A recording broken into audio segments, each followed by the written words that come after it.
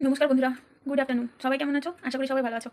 তো আমি দুর্বা আজকে যে রেসিপিটা নিয়ে এসেছি তোমাদের কাছে সেটা হলো এই যে পেঁপের তরকারি। ঠিক আছে? তো এই পেঁপে রেসিপিটা করার জন্য লাগছে পেঁপে, আলু, এখানে কিছু বাটা মশলা, পেঁয়াজ, আদা, রসুন আর একটু ছোলা। কড়াইয়ে তেল দিয়ে দিয়েছি, তেল গরম হয়ে গেছে, এবার দেবো তেজপাতা, তারপরে দেবো একটু পাঁচফোড়ন। তো যখন পাঁচফোড়ন হয়ে যাবে তখন এবার দিতে থাকবো কেটে রাখা পেঁপে আর আলু। তেলের মধ্যে পেঁপে, আলু আর ছোলা দিয়ে দেবো। তো এইভাবে তোমরা ট্রাই করে দেখো, সত্যি বলছি দারুণ খেতে লাগে। আর ছোলাটা আগের দিন ভিজিয়ে দিয়েছিলাম, এবার এগুলো একসঙ্গে ভেজে নেবো।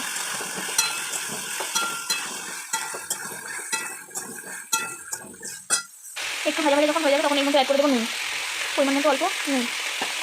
এবার এটাকে মিশিয়ে নেবো। এই সময় কিন্তু এতে কোনো জল অ্যাড করবো না সিদ্ধ হওয়ার জন্য।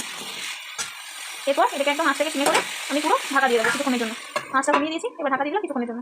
কিছুক্ষণ পরে এবার ঢাকাটা খুলে নেবো। আচ্ছা, এবার বাড়ি দেবো একটু, প্রায় অর্ধেক সেদ্ধ হয়ে গেছে।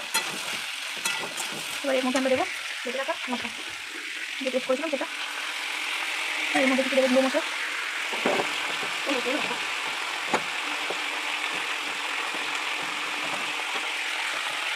এখানে দেবো ধনে গুঁড়ো, দিয়ে দেবো জিরে গুঁড়ো,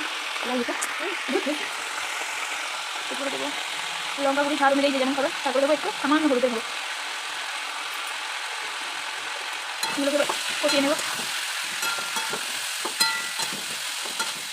তো আমাকে পেঁপে তরকারি খেতে দারুণ লাগে, তো তোমরা এইভাবে বাড়িতে বানিয়ে দেখো, সত্যিই সুন্দর খেতে লাগে। আর কে কে পেঁপে পছন্দ করো কমেন্টে অবশ্যই বলবে। এটা আমি একটু কষিয়ে নেবো। কষানো হয়ে গেছে,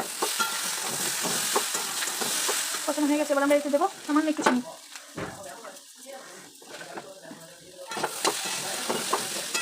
এরপরে দিয়ে দেবো সামান্য একটু জল।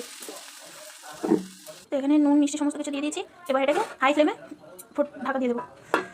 ঢাকা দিয়ে দিলাম। তো ঢাকাটা খুলে এটা দিয়ে আমি আলুগুলোকে একটু ম্যাশ করে নেবো।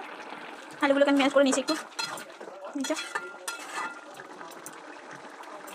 এবার এর মধ্যে দিয়ে দেবো আমি সামান্য একটু গরম মশলা। বাস, যারা ঘি পছন্দ করে তারা ঘি দেবে, যারা গরম মশলা পছন্দ করে তারা গরম মশলা দেবে। দুটো দিলেই সেই টেস্ট দারুণ লাগে। তো আমার পেঁপে তরকারি রেডি। তো কে কে খাবে তাড়াতাড়ি চলে এসো। পেঁপে তরকারি আমার রেডি। তো যারা যারা পেঁপে খেতে পছন্দ করো তারা অবশ্যই লাইক কমেন্ট করবে, আর এই রেসিপিগুলো একটু শেয়ার করে দিও। টাটা বন্ধুরা।